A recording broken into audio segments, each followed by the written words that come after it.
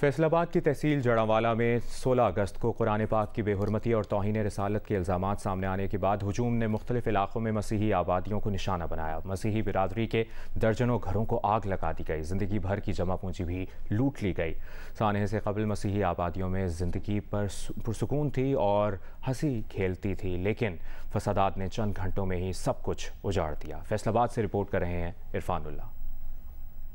سب سے بڑی مین بات یہ ہے کہ ہمارے بچے بہت زیادہ خوف و حراست میں ہیں۔ بچے رات کو سونے کے وقت بھی یہی بات کہتے ہیں کہ اب تو نہیں، ویڈیوز جب بھی بچے دیکھتے ہیں فون پہ یا اگر کسی سے بھی کوئی بھی بات سنتے ہیں تو باہر پولیس جب آتی ہے تو بچے کہتے ہیں شاید باہر پھر کوئی مسئلہ بن گیا اس لیے پولیس آ گئی ہے ہمارے گھر میں۔ لیکن یہ ہے کہ ابھی زندگی ہماری جو ہے نا وہ سکون نہیں ہے، ہمیں ابھی تک وہ مل رہا جو سکون ہمارے پاس 16 اگست سے پہلے تھا۔ یہ خاتون جڑاوالا کی رہائشی ہنا بی بی ہے۔ 16 اگست بدھ کا دن شاید ہی وہ کبھی فراموش کر سکے۔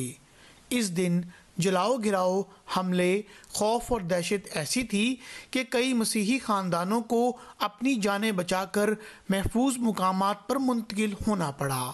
شر پسندوں نے چھوٹے بڑے گرجا گھر اور 78 رہائشی مکانات جلا دیے۔ سرکاری املاک کو بھی نقصان پہنچایا گیا۔ گھروں میں قیمتی سامان، زیورات، جہیز، زندگی بھر کی جمع پونجی سب ملیا میٹ ہو گئی۔ واقعے کے بعد 22 مقدمات درج کیے گئے ہیں۔ متاثرہ خاندانوں کی بحالی اور املاک کی تعمیر نو کا سلسلہ تو شروع ہوا، لیکن اب بھی بے شمار مسائل سر اٹھائے کھڑے ہیں۔ کچھ متاثرہ خاندان امدادی رقوم پر مطمئن نہیں، جبکہ کچھ خاندان سروے کی غلطیوں اور امدادی رقوم کے چیکوں پر نام غلط درج ہو جانے پر پریشان ہیں۔ میرے سسر کے نام سے چیک بنا تھا لیکن ان کی ڈیتھ ہو گئی ہے تو والدہ کے نام پہ کروا رہے ہیں ساسو ماں کے، لیکن وہ روز چکر وغیرہ فیصل آباد جاتے ہیں، وہ ادھر بھیج دیتے ہیں، ادھر والے ادھر بھیج دیتے ہیں۔ ہمارے گھر کی بھی لوٹ مار ہوئی ہے، پیسے زیور وغیرہ گئے ہیں، نقصان کافی زیادہ ہوا ہے، لیکن حکومت کی طرف سے ہمیں کچھ نہیں ملا۔ ڈپٹی کمشنر فیصل آباد عبداللہ نیر شیخ کہتے ہیں کہ حکومت نے جلنے والے 78 گھرانوں کی تعمیر کے لیے 20-20 لاکھ روپے ادا کر دیے ہیں۔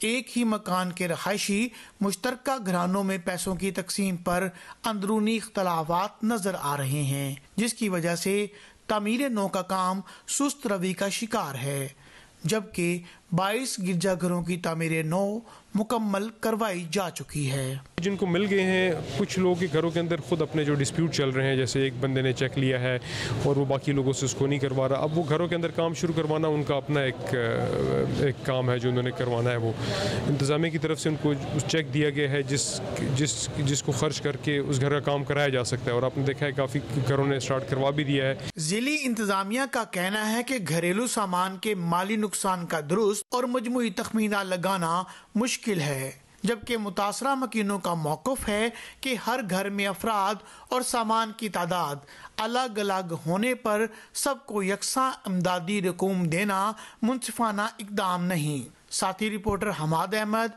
اور کیمرہ مین محمد عثمان کے ساتھ عرفان اللہ، جیو نیوز، فیصل آباد۔